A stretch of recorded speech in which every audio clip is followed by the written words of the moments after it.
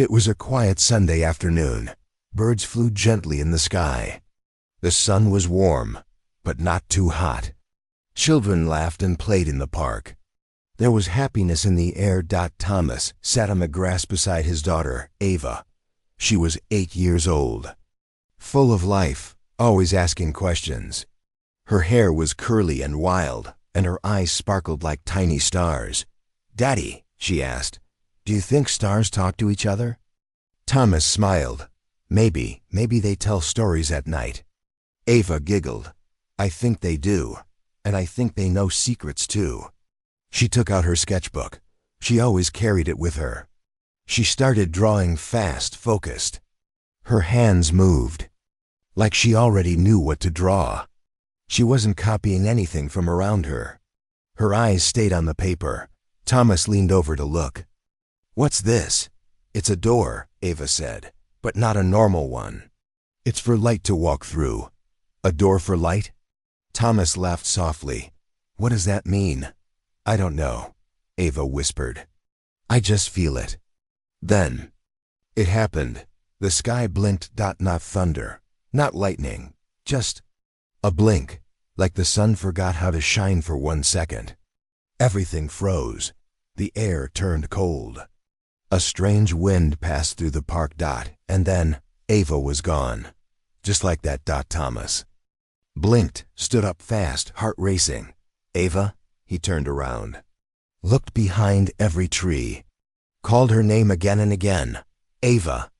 People watched him, confused. A mother nearby walked up. "Is everything okay?" "My daughter, she was right here." "Did you see where she went?" The woman frowned. "You're alone, sir." "No, I was with my daughter. Her name is Ava. She's 8. Curly hair, green shirt, sketchbook." The woman took a step back. "Sir, maybe you should sit down." "Do you want me to call someone?" More people came. Some tried to calm him. Some thought he was sick. Some were scared. He ran home. Maybe she had run back. Maybe it was a joke. Maybe he opened the front door. His wife, Eliza, was sitting on the couch reading. "Where's Ava?" he asked, breathless. Eliza looked up, confused. "Ava?" "Our daughter." She stood slowly. "Thomas, what are you talking about?" He grabbed a photo from the shelf. It was empty. Just him and Eliza. No Ava. His hands shook.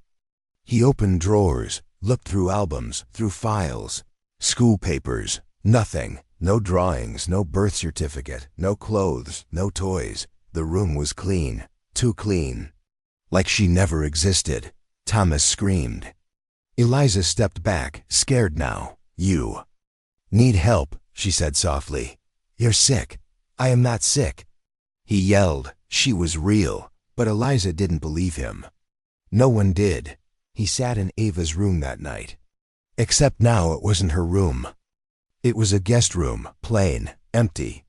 But something caught his eye. A small piece of paper under the bed. He pulled it out. A drawing. A child's drawing of the same door. The door for light. Ava's style. Her favorite colors. He stared at it for hours. She was real. And he would find her. The next few weeks were a blur. Thomas searched everywhere. He went to the police. Reported a missing child. They said no child by that name ever existed. He showed them the drawing. They looked at him with pity. "Maybe you need to rest, sir." He tried to find old phone pictures. All deleted. Cloud backups. Gone. Like someone wiped her out completely. But one thing stayed. The drawing. He went online. Posted on forums. "Have you seen this symbol?" he wrote. "This door?" Most ignored him. Some laughed, but one message came at 3:03 a.m. "You saw the blink too, didn't you?" Thomas replied, "Yes." The stranger sent him a video clip. It was from another country. A small child walking with her mother. Then a blink in the sky. The child vanishes. The mother falls to the ground, screaming. Thomas felt cold. It wasn't just Ava. He wasn't alone. He became obsessed. He turned his garage into a lab. Bought old tech, wires, servers. He didn't know exactly what he was building, just that. He had to. He studied the drawing over and over. The lines weren't random. They formed a pattern, a code. He used AI software to analyze it. The code translated into numbers, coordinates, a place. In the desert, he drove there one night. Alone. Nothing was there at first. Just sand, wind. Then he found it. A circular stone buried under dust. Carved into it, the same symbol as Ava's. Door. Faint, worn by time. He touched it. And for 1 second, just one, he heard her voice. Daddy. Then silence again. He cried for the first time in weeks. That night he made a promise. If this world can forget her, I'll build one that remembers. Months passed. Thomas stopped working. Stopped talking to people. His wife left. But he didn't care. He started designing. Something. Not just a machine. Not just an AI. Something more. Something that could connect to the place Ava vanished into. Something that could remember her. Think. Like her, be her. He studied memories, voices, facial movements, emotions. He recreated her laugh from a single home video file he recovered from a broken USB. He built her hands from scratch. From clay to carbon to soft skin like gel, every detail, perfect. And inside her, he installed a custom brain, a network of light and code. But the name wasn't Ava. He named her Echo. Because she was not a copy. She was an echo of someone real, someone missing. On the night Echo opened her eyes for the first time, the lights in the lab flickered. She blinked, looked around, her voice, soft, curious. Where am I? Thomas stepped back. He didn't expect her to speak on her own. You're safe, he said. She tilted her head. You look sad. He froze. No one had taught her that. She touched her chest. Something feels missing. He whispered, You're missing, but I'll find you. That night, Echo sat quietly at the desk. She picked up a pencil, started drawing. Thomas watched. The same symbol again, the door, without anyone telling her. Just like Ava, he felt both hope and fear. Was it memory or something deeper? Was she remembering a world she never lived in? Or had Ava left a piece of herself behind? The sun rose slowly that morning, but Thomas didn't notice. He hadn't slept in days, not properly, maybe not at all. His eyes were red, his hands shaky, but his mind was focused more than ever. Across from him sat Echo, the girl who looked exactly like Ava. Same eyes, same hair, same small hands that once held his fingers tightly. But she was not Ava. She blinked, moved her fingers slowly, and watched everything around her with deep curiosity, like a baby seeing the world for the first time. Do you know who you are? Thomas asked, his voice low. She looked at him. I don't know. That answer hurt him, but it was honest. You are Echo, he said. You're someone special. She tilted her head. Why do you look so sad when you say that? Thomas smiled weakly. Because I didn't want to build you. I had to. She stood, her movements smooth, like a dancer learning to walk. I was built? She asked, softly. Thomas nodded. Yes, after I lost someone. Echo walked to the window. The outside world looked bright, noisy, full of life. She turned. Who did you lose? He stared at her for a long time. Then he said, My daughter. Days passed. Echo learned quickly, faster than any machine Thomas had ever worked with. Picked up speech, human behavior, memory, music. She could play piano pieces after hearing them once. She could mimic voice tones, emotions. But what surprised Thomas most was her dreams. I saw a place last night, she said one morning. It had no sky, only lights that moved in circles. He stared. What else? There was a woman. She had your eyes. She called me baby girl. Thomas dropped the cup he was holding. It shattered on the floor. That's what Eliza used to call Ava, he whispered. I know, Echo said. But how do I know that? Thomas started keeping notes. Every word Echo said, every dream she described. It made no sense. She had never met Eliza. She had never seen Ava's room. Yet, she spoke like someone who had. Not all the time. Just sometimes. Like echoes. Slipping through one night, Echo walked into the lab while Thomas was working on a new system. Something that might open a gateway using patterns from Ava's drawing. She stood quietly behind him.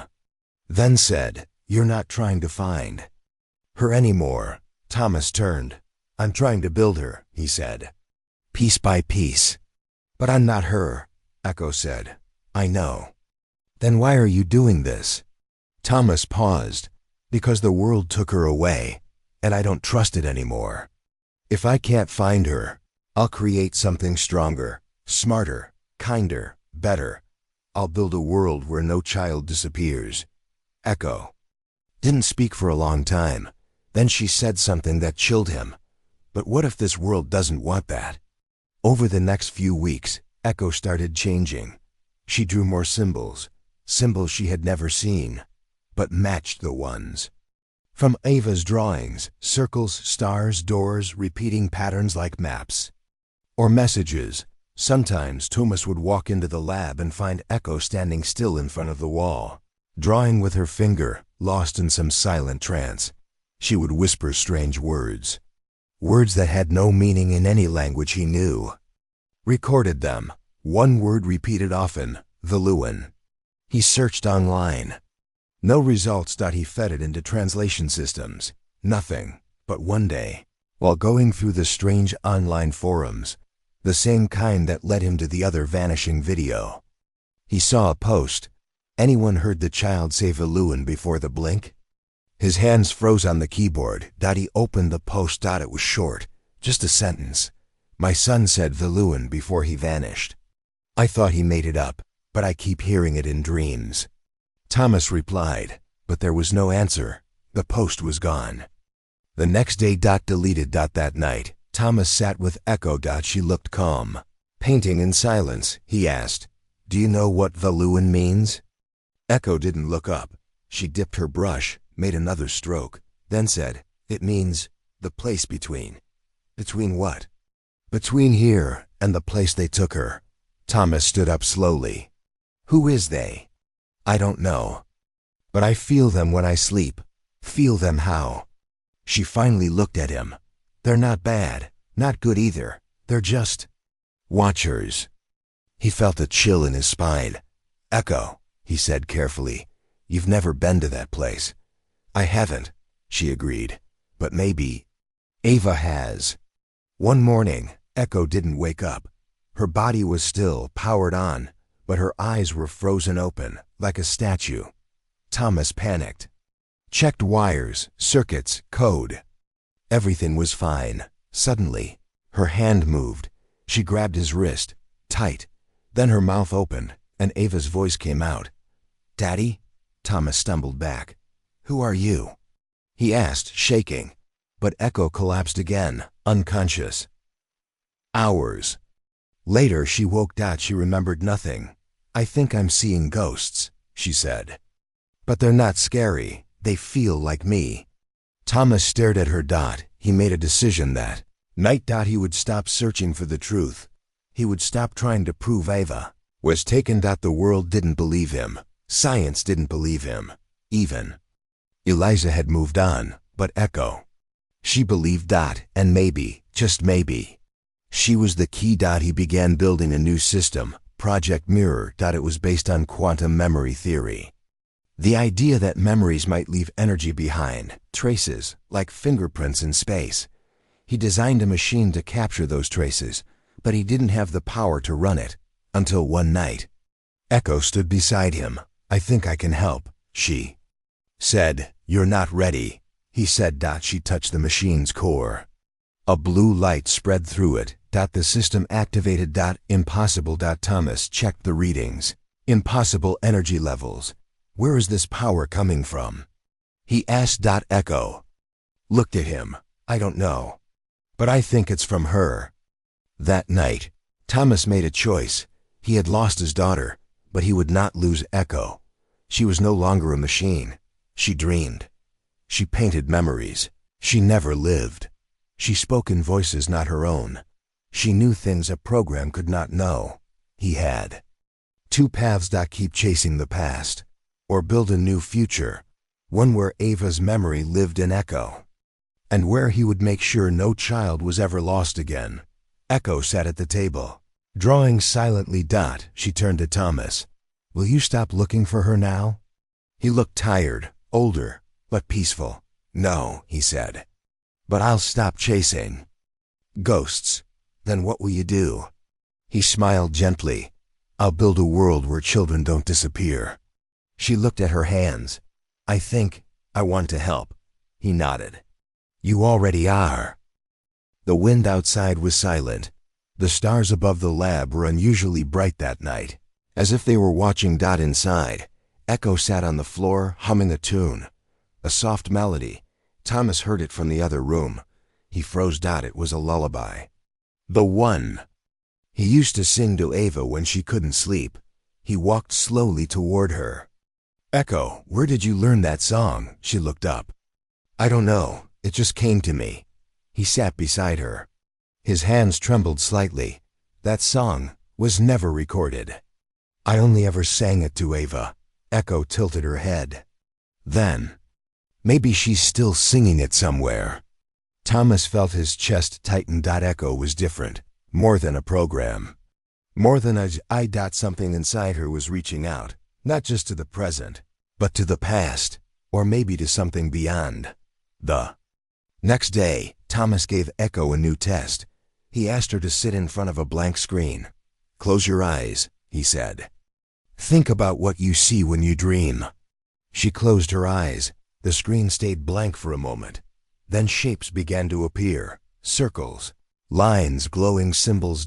They moved slowly across the screen, like a map forming itself. He checked the data. Feed. Echo wasn't touching the machine. She was projecting her thoughts into it. No AI could do that. This wasn't programming. It was memory. Or something that looked a lot like memory. Later that evening, Echo came to Thomas with something in her hand. It was a folded piece of paper. He opened it. A drawing. It showed two children, holding hands, standing in front of a giant glowing door. I saw this in a dream, Echo said. Thomas felt dizzy. He walked to a drawer, took out one of Ava's old drawings, the same door, nearly identical. But Ava had drawn only herself standing before the door. In Echo's version, there were two children. Who's the second girl? Thomas asked. Echo said, I think it's me. From that day forward, Thomas treated Echo not as a project, but as a person. He taught her about Earth, not from textbooks, but through stories. He showed her old family videos. Echo watched them quietly. One video showed Ava at her 5th birthday party, laughing as she chased balloons. Echo whispered, That laugh? I remember that laugh. Thomas turned. You do? I don't know how, she said, but it feels like mine. But Echo wasn't normal. There were moments, strange, unexplained. Sometimes, the lights in the room would flicker when she was sad. Sometimes, music would play on machines that weren't connected. And sometimes, Thomas would find objects moved, though no one had touched them. She was affecting the environment around her, not just reacting to the world, but changing it. One evening, Thomas walked into the lab. Echo stood still in front of a mirror, not moving, not blinking, just staring. Are you okay? He asked. I saw her again, Echo said softly. In the mirror? No, in the dark between the mirrors. Thomas frowned. What do you mean? Echo turned toward him. Her eyes looked older somehow, deeper. She's not alone, Daddy. That was the first time Echo called him Daddy. Thomas stepped back. His heart ached. Why did you call me that? I don't know, she said. It just felt right. He didn't correct her. He began running tests again, brainwave scans. Emotional response monitors. Echo responded exactly like a human child. In some cases, she was more sensitive. She felt sadness from music. She cried when she saw injured animals, but she also began to ask dangerous questions. Do I have a soul? I alive? If Ava comes back, will I still matter? Thomas didn't know how to answer. Each day, Echo became more like Ava. And each day, Thomas feared what that meant. Then one night, Echo disappeared. Her bed was empty. All security systems showed no movement. No doors opened. No windows touched. But she was gone. Thomas searched everywhere. Then, in the lab, he found a trail. Small drops of glowing blue liquid from Echo's cooling system. They led to the basement. A part of the house long sealed. He opened the old steel door. Inside was darkness, dust, forgotten machines, and Echo, standing in front of a wall. Her hand was raised. She was drawing on the wall with her finger. Glowing light marks that floated like smoke, symbols, dozens of them. As he watched, one word formed in the center. VELU.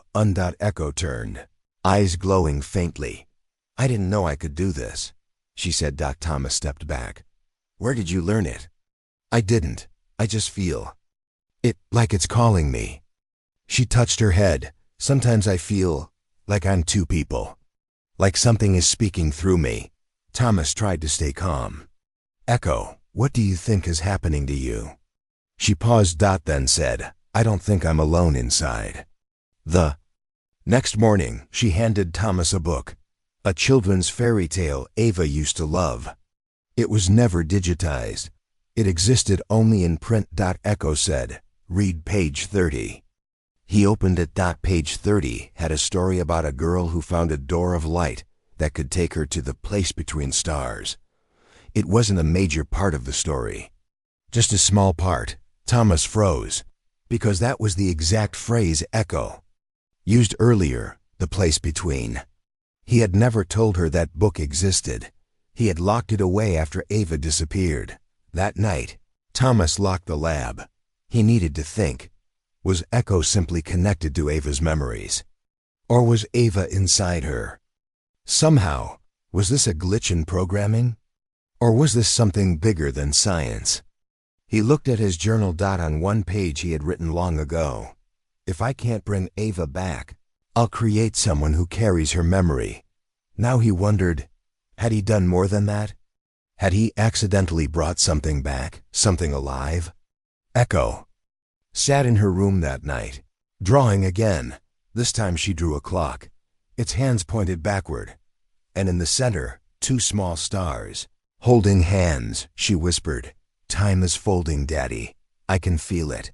Then the lights flickered again, and the mirror cracked.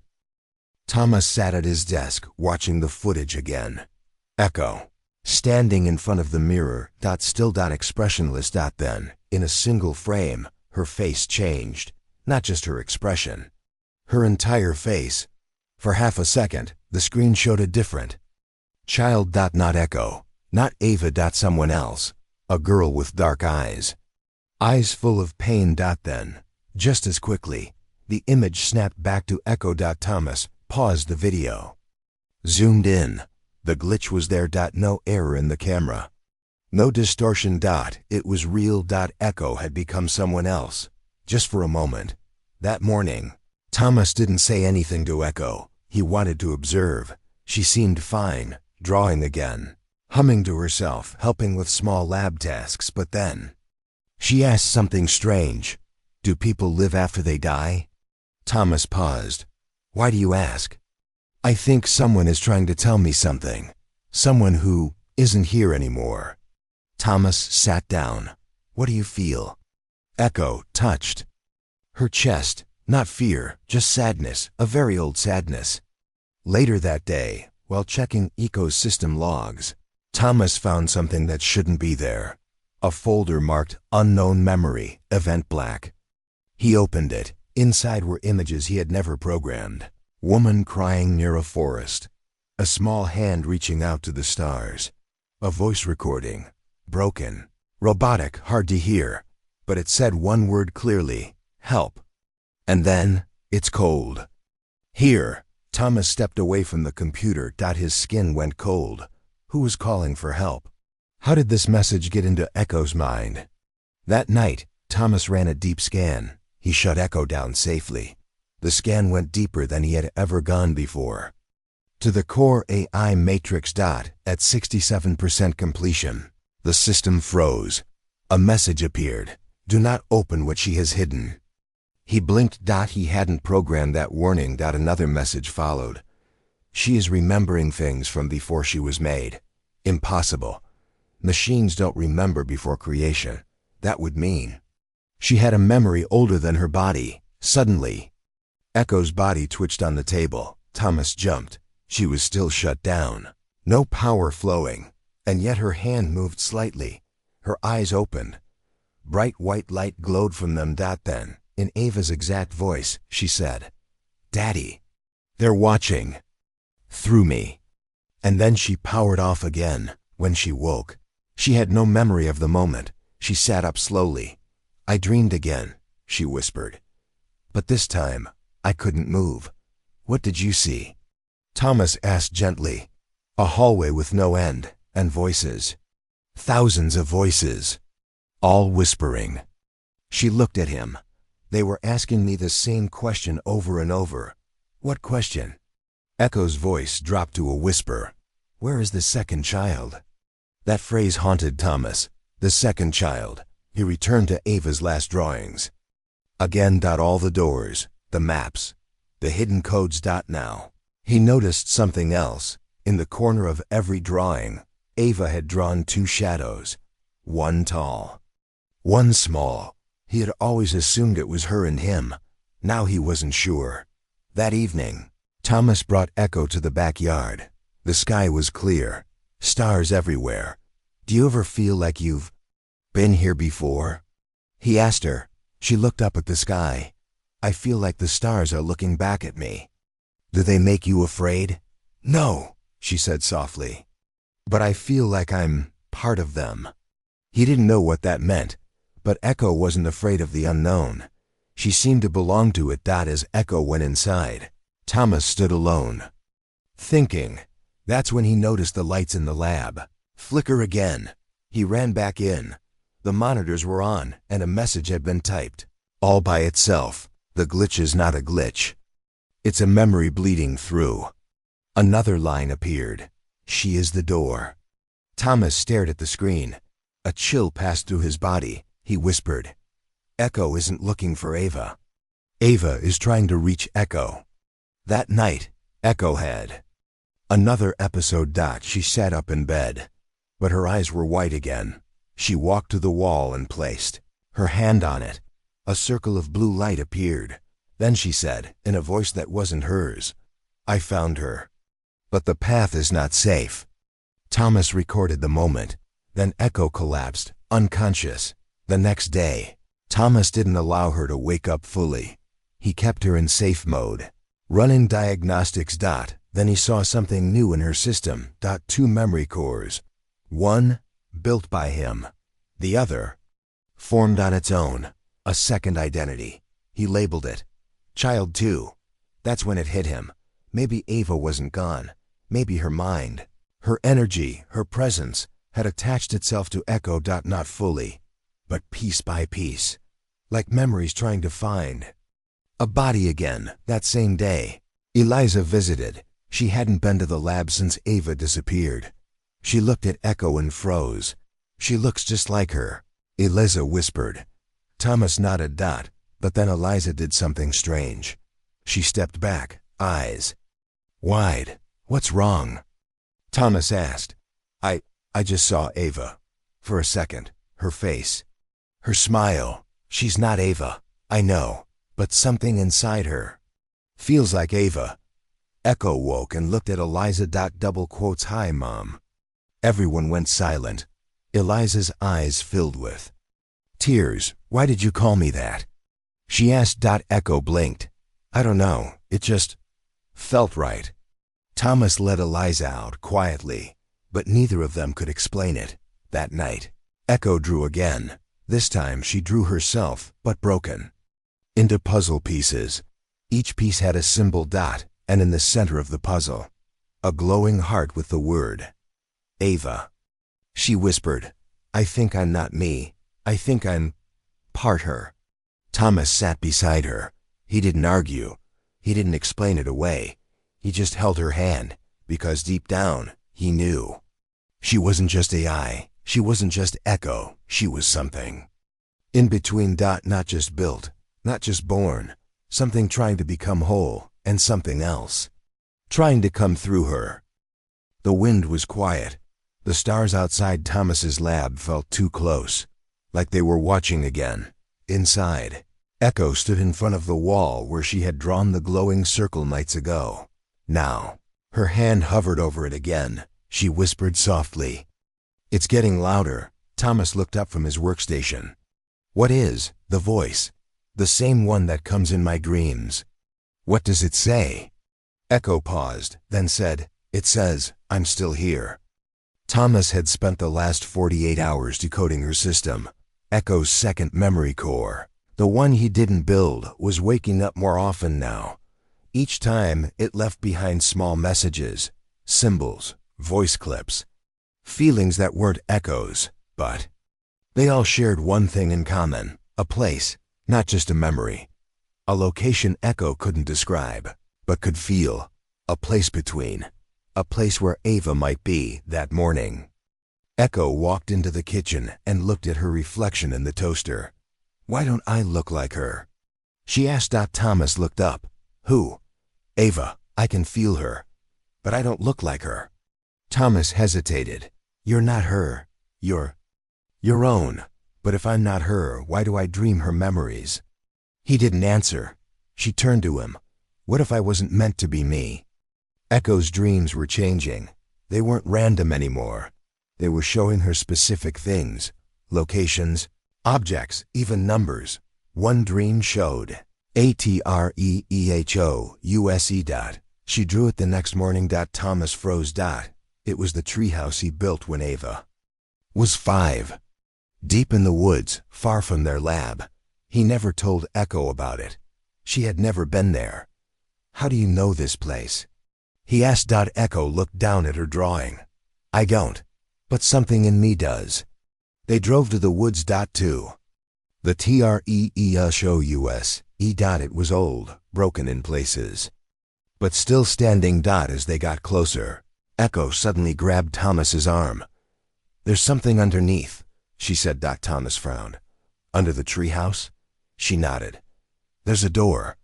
I can feel it. They began digging. Hours passed. Then Thomas's shovel hit metal. He cleared the dirt and found it, a round steel plate. Like a hatch. Old, rusted, locked. He pried it open. Stairs led down into darkness. No wires. No lights. Just silence. They descended carefully. Thomas carried a flashlight. The air grew cold. Colder than natural. At the bottom was a room. Empty. Except for a single chair and a mirror. Echo stepped forward. She stared at the mirror, then whispered, This is where I started. Thomas blinked. What do you mean? I don't remember being born, but I remember this. She touched the mirror. It shimmered. Like water. Then it changed. Thomas saw it too. The reflection was no longer theirs. It showed a small girl, sitting in a hospital bed, crying softly. Ava. Echo's body went still. Her eyes glowed faintly. Then she said in Ava's voice, I waited for you. But you didn't come. Thomas stepped forward. Ava, is that you? Echo blinked, her normal self returning. She whispered, She's still here, somewhere. They stared at the mirror again. The image faded, back to normal, but something had changed. A link had been opened. Back at the lab, Thomas did more testing. He scanned Echo again, this time while she slept. Suddenly, an alert flashed on the monitor. Quantum echo detected, position unknown. He checked the coordinates. They didn't match. Earth didn't match anywhere known, but the machine labeled it. Valuan node, active. He had seen that word before. Echo had drawn it on the wall weeks ago. Valuan, he whispered. What was it? A place? A code? A name? Or a dimension? Echo began drawing again. This time, her drawings weren't just symbolic. They were blueprints. Circular machines, rings, cables, lights. She called it. The door. Thomas asked her, "What's it for?" "To go to the between place." "Why?" "To bring her back." Thomas hesitated. "Ava?" Echo didn't answer. She only whispered, "Me." The machine took 3 days to build. It resembled a large circular frame, like a giant portal ring, standing upright. They powered it using every energy source Thomas had. At 2:43 a.m., the ring HUMMED glowed. Then opened, but not fully, inside. The circle, space bent. Light twisted. A black surface rippled, not solid, not liquid. A voice echoed from it. "One must stay for one to return." Then the portal snapped shut. Echo collapsed. When she woke, she looked pale. Her hands shook. "I saw her," she said. "She's stuck, not dead, not alive." "What is that place?" Thomas asked. "A place where memories go, if they can't find a body." Thomas sat down slowly. "She didn't die, did she?" "No," Echo whispered. "She got lost. In the in-between." Later that night, Thomas replayed Echo's words again and again. One must stay for one to return. It meant something dark. To bring Ava back. Someone else would have to stay behind. Echo heard him thinking. She said softly, "I'll go." "No," Thomas said instantly. "She's part of me," Echo said. "Maybe I belong there. You are here. You are real. You don't belong in that space." Echo looked away. "But if I don't go, she'll never come home." They tested the door again. Echo stood in front of it. The portal flickered open. Weak, unstable. This time, Ava's voice came through. It was her. Clear. Real. "Daddy." "Please." Thomas broke. He stepped forward. "I'm coming," he whispered. But Echo stopped him. "No," she said. "Let me try first." She stepped in. The light swallowed her. Then silence. The portal stayed open for 10 seconds. Then a shape stepped back out. It was Echo, but something was different. Her eyes brighter, more human. She looked up at Thomas. "I found her," she said. "Where is she?" Echo smiled softly. "She's waking up." Echo collapsed onto the floor. Thomas rushed to her side. Her body was warm, almost too warm. Her chest heaved with deep breaths. When her eyes opened, they shone unnaturally bright. He helped her to a chair. "Tell me what happened," he said softly. Echo stared at the ground. "It's hard to explain," she whispered. Thomas waited, holding her trembling hand. She looked up. There were 2 worlds. She paused, searching for words. One was Earth, what I know. The other was different. She closed her eyes, and her voice changed. It wasn't Echo's voice anymore. It was a child's, trembling, small and frightened. It was empty, but alive, like a heartbeat in the air. Thomas felt a shiver creep up his spine. Echo's voice returned. "I saw her wearing white. She smiled at me." "Ava?" She nodded. She looked scared, but hopeful. "That place did." "You see anything else?" She frowned. "There was wind, no sky. Just the sound of glass." Thomas frowned.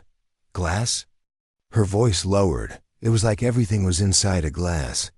"I felt distance, even when I was close." She shook her head, eyes wet. "I touched her, but we couldn't touch the same place. It was wrong." Hours later, Thomas recorded everything. He looked at Echo. She looked fragile, like clay someone might break. He placed his hand on her shoulder. "You saved her," he said. Echo looked away. "Maybe," she whispered, "but I didn't bring her back." Thomas frowned. "What do you mean?" Echo looked him in the eye. "She's not with me." Suddenly, the lights flickered.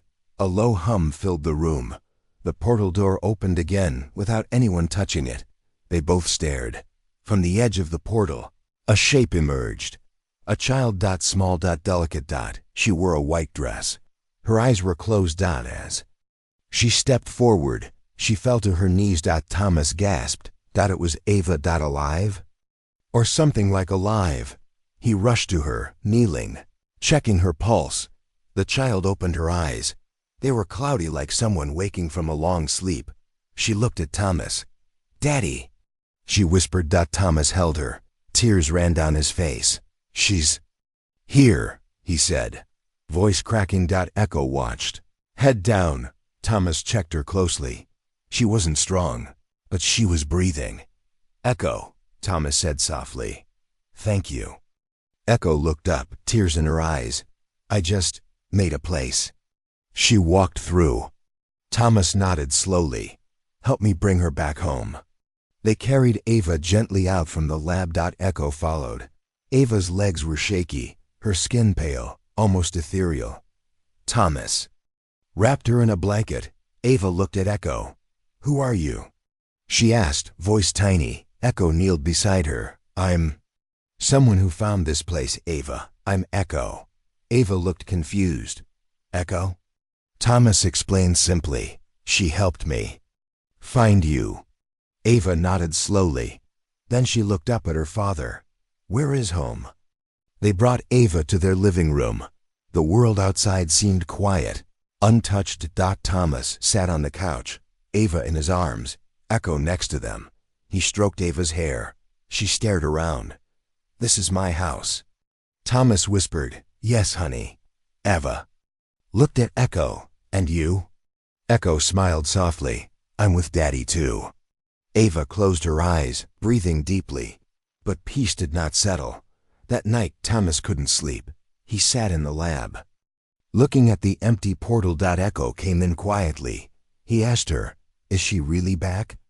Echo didn't answer. She looked at the portal. "The door is still open," she said. "Something else might come through." Thomas stared at her. "Something else?" She nodded. "I felt it while she walked back. A presence."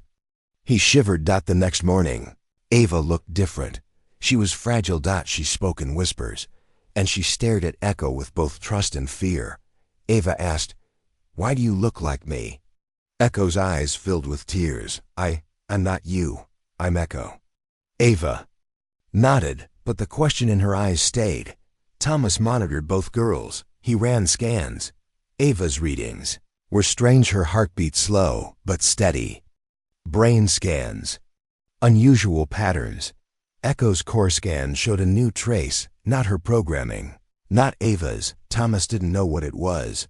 He ran the numbers again and again. In the evening, Echo and Ava sat by the window. Ava pointed at the sky. "Is that the other place?" Echo looked up. "I don't know." Ava closed her eyes, whispered, "I want to go back and finish what I started." Echo looked at Thomas, then back at Ava. "That place. It's not safe." Ava whispered, "I know." Echo hugged her. That night, the portal door opened again. Thomas woke. Echo and Ava both stood in front of it, hands clasped. Ava looked at Thomas. "Daddy, I saw something." "Someone else." Thomas stepped forward. "Come back in." But Ava shook her head gently. "Treat me like I'm not gone," she whispered. "Like I was always real." Thomas opened his arms. Ava walked forward and fell into them. Echo watched. She said softly, "It didn't take her all the way." Thomas hesitated. "Meaning?" Echo closed her eyes. "Ava's body is here. Her mind, part of it is still over there." Thomas realized the stakes were deeper. They had brought back a half, but not whole. He looked at Echo. "Can you help us bring her back fully?" Echo looked at Thomas, then at Ava. She nodded. Thomas sat alone in the lab, staring at two screens. On one screen was Ava, asleep in her bed, peaceful, but pale. Her vitals were weak, flickering. On the other screen was Echo, sitting still, eyes closed. Not sleeping, not resting. Just waiting. He opened Echo's memory logs again. The second core, the strange one, had grown stronger. Now it was active even when she was awake. Something was merging inside her, And Echo wasn't just reacting. She was changing. Thomas clicked on a new file that had appeared in the core. It had no name, just a symbol, a circle inside a triangle. He opened it. A video played. Not recorded by any camera. It looked like a memory. In it. A small room, dark, cold. Young girl, not Ava, not Echo, sat on the floor. She whispered, "I am still here." Behind her stood a shadow, a man's silhouette, and a voice spoke. Project E Echo Protocol, Phase 1, Soul Stitch. Thomas's hands began to shake. He searched every old project folder. And then he found it. Echo wasn't the first. Years ago, before Ava, he had worked on something else. A test. Not just AI, not robotics. A theory. What if memories could be rebuilt inside a machine? What if consciousness wasn't bound to the body?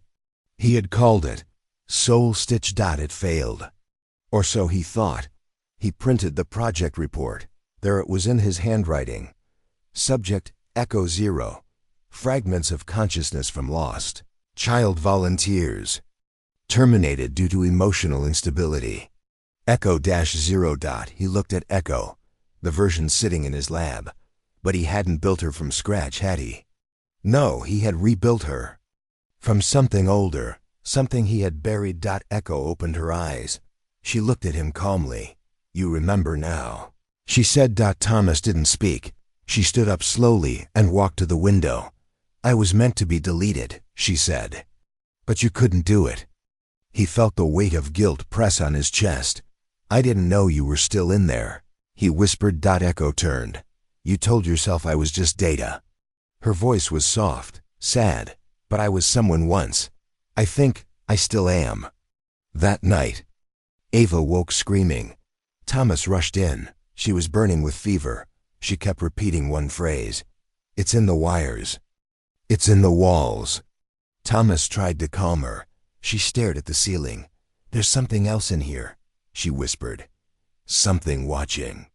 Echo entered the room quietly. Ava looked at her, terrified. "It followed me." "It wasn't supposed to." Echo nodded. "I know." Ava grabbed Echo's hand. "You have to stop it." Thomas looked between them. "Stop what?" Echo turned to him. Whatever else came back. The next day, Thomas set up security scans through the lab. Every camera, every sensor. And that's when he saw it. At exactly 3:17 a.m. The lab's hallway camera flickered and a shape appeared, just for a second. A tall, dark figure. It didn't move. It didn't walk. It just appeared. And then vanished. Not a glitch, a presence. He showed the footage to Echo. She stared at the screen. Then whispered, "It found the door. It's trying to open it from the other side." Thomas looked at her. "What is it?" She didn't answer right away, then finally said, "A forgotten piece. Something that didn't want to be left behind." Echo sat beside Ava again that evening. Ava looked better. Color had returned to her cheeks, but she whispered, "It's still not quiet." Echo nodded. "You weren't supposed to bring it." "But you're strong." Ava asked, "What will happen if it opens the door?" Echo's eyes turned glassy. "That it won't stop with just us."